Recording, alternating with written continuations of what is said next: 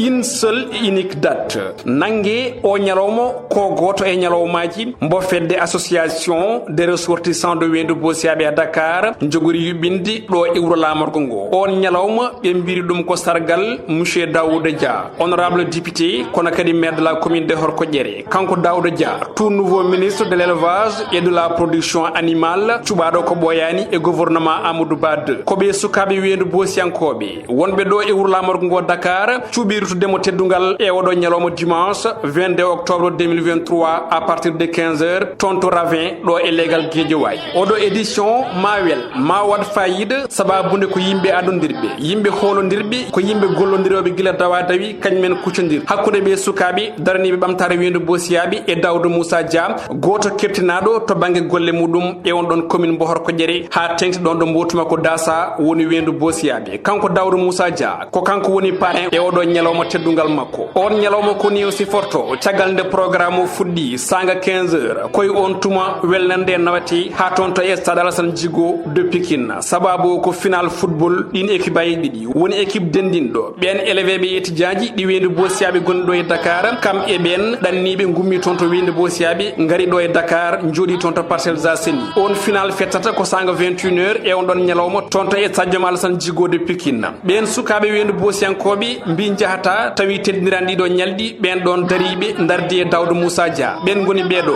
Kalidou Sebor Mamadou Konté Souleymane Sarr Harouna Camara Oumar Barka Mbeng Abdoul Sangot Seydou Bilal Sow wondude fedde rewɓe Wendu Bossiaɓe ɗo e Dakar kamne heta hen caggal e gardugol présidente mabɓe hono Kadia Mbeng maître Malick Sall secrétaire général toon to Petrosen kamne ene nodda e on ɗon ñalawma Mamadou Elimane Kane maire mo Thilogne kamne ene nodda hen Kalidou Wagui honorable député Mamadou Issa Niam kañum woni premier adjoint maire toon to commune mbo Horkoƴere Idi Niang ina nodda hen Harouna Guiro directeur général Somiva o communicateur traditionnel du questeur wiyete ko Safé Gako kamne ma tawi toon Djibi Seck Samba Kalidou Diallo di colonel Diallo Houdou Dia ko président COSER du département de Kanel Bokar Ly ko kañum woni président des collectifs du questeur Alassane Mbengue Thiam Yumma Ba Mayram Kane présidente des Amazones du questeur Aminata Dia Hawa Dia e on ɗon président ngu gomo wiyete ngu rewɓe woni Abdoul Ndiaye président Rocco Ablaye Ndiaye e président CDK Abou Sall ɓen artiseɓe jogorɓe jiri winde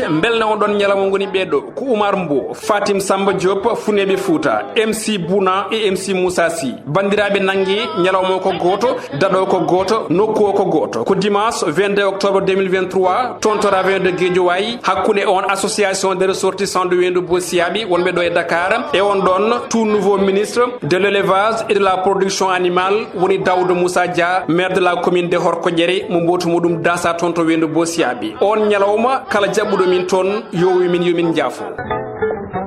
sokani o ɓeri wani ñal jaatike kan